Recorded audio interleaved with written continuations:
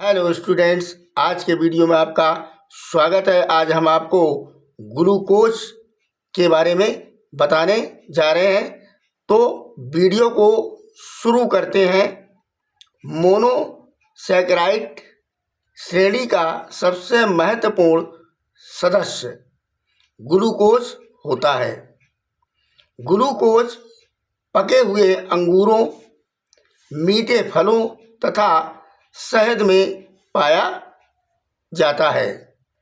इसका जो औद्योगिक स्तर है, इसके बारे में हम बता रहे हैं आपको।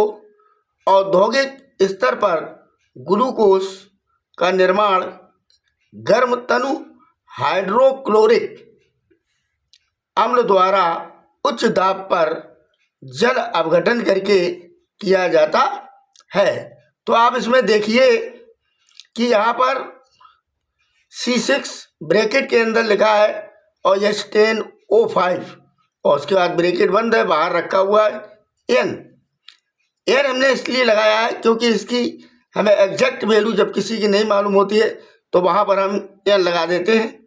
और उसके बाद इसकी जो है क्रिया हमने कराई NH2O और किसकी उपस्थिति में करवाई? HCl की उपस्थिति में ये क्रिया हमने करवाई। तो इधर जो हमारा बन रहा है वो बन रहा है मोनोसैकेराइड। अब हुआ क्या कि यहाँ पर जो C6 था आपका, तो C6 यहाँ पर रखा हुआ है। उसके बाद यहाँ पर H10 था, तो यहाँ पर H के दो हमने लेके यहाँ पर तो 10 और +2 बराबर 12 हो गया यहाँ पर। और यहाँ पर 5 था, तो 5 में जो हमने ये O जोड़ा है यहाँ पर, तो यहाँ पर O के 6 हो गए। तो इस तरीके से ये यहाँ पर मोनोसैकेराइड बन गया आपका। अब हम आपको इसके रासायनिक गुण के बारे में बताने जा रहे हैं। तो इसका जो पहला रिएक्शन है, ग्लूकोज की HCN के साथ योग अभिक्रिया करके ग्लूकोज साइनोहाइड्रीन बनाता है। तो अब आप यहाँ देखिए, ये जो ग्लूकोज का ये फार्मूला रखा हुआ है और इसकी क्रिया हो रही है HCN यानी कि हाइड्रोजन साइनाइड से। इसकी जब क्रिया हमने कराई तो यहाँ पर जो CHO रखा हुआ, जब हमने इसके साथ में क्रिया करवाई तो यहाँ पे क्या हुआ कि इसका जो एक H था वो इसमें आकर जुड़ गया। तो यहाँ पे रखा हुआ था CHO, तो CHO यहाँ पर रखा था। अब इसकी जब हमने इससे क्रिया करवाई तो ये H जो था वो उसके साथ यहाँ पर हो गया और इसको मैंने लिख दिया ब्रैकेट में। और ये यहाँ पे बचा कौन? CN, तो CN को मैंने बाहर कर दिया ब्रैकेट के। तो इस तरीके से हमारा जो है ग्लूकोज साइनोहाइड्रीन बनता है। तो हम आपको अब दूसरा रिएक्शन बताने वाले हैं। ग्लूकोज की हाइड्रॉक्सिल एमीन के साथ अब क्रिया करके ग्लूकोज ऑक्सीजन बनाता है। अब यहाँ पर जो आपका ये ग्लूकोज है और यहाँ पर है हाइड्रॉक्सिल एमीन कि जब हम इसके साथ में जब क्रिया करवाएंगे तो इसमें जो NH है वो आपका इसमें जाकर जुड़ जाएगा, क्योंकि यहाँ CHO था तो हमने इसमें NH और जोड़ दिया। अब यहाँ पर आ गया H2O, तो H2 जो है वो यहाँ पर आ गया आपका।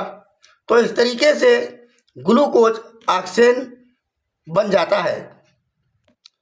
इसका तीसरा रिएक्शन हम आपको बताने जा रहे हैं।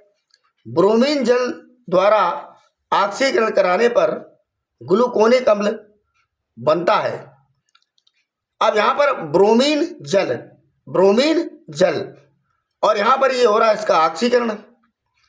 तो जब हमने CHO की क्रिया यहाँ पर करवाई तो ये जो A है, जो ऑक्सीकरण हो रहा है, वो जाकर आपका CO यहाँ पर एक था तो ये लिखा हुआ है। उसके बाद इसके साथ जब हमने क्रिया कराई तो ये जाकर यहाँ पर एक और जुड़ गया और यहाँ पर जो H है वो आपका यहाँ पर आ गया। तो इस तरीके से इसमें जो है ग्लूकोनिक अम्ल का निर्माण हो जाता है। अब हम आपको चौथा रिएक्शन बताने जा रहे हैं। ग्लूकोज का ईस्ट द्वारा एथिल एल्कोहल में अपचयन हो जाता है। तो ये आपका ग्लूकोज है और ईस्ट की उपस्थिति में जो है जब क्रिया कराई जाती है तो यहाँ पर जो है एथिल एल्कोहल में इसका क्या हो जाता है, अपचयन हो जाता है। और यहाँ पर क्या होता है कि 2 भाग जो है वो एथिल एल्कोहल हो जाता है और 2 भाग जो है वो आपकी कार्बन डाइऑक्साइड बनती है। अब हम आपको इसके उपयोग के बारे में बताने जा रहे हैं। तो पहला पॉइंट जो है यहाँ पर दिया गया है, परिरक्षित मिठाइयों में मधुरक के रूप में इसका प्रयोग होता है। दूसरा पॉइंट है, फलों के परिरक्षण में इसका प्रयोग होता है। और तीसरा जो है, ओसाजोन बनाने में इसका उपयोग किया जाता है। चौथा पॉइंट जो है आपका, सिल्वर दर्पण बनाने में। और 5वां पॉइंट जो है आपका, जैम, जेली, मुरब्बे आदि बनाने में इसका उपयोग किया जाता है। तो आज के वीडियो में बस इतना ही। उम्मीद है कि आज का टॉपिक आपको समझ में आया होगा। अगर ये समझ में आया है तो आप इसे लाइक और सब्सक्राइब करना ना भूलिएगा। मिलते हैं नेक्स्ट वीडियो में। थैंक्स।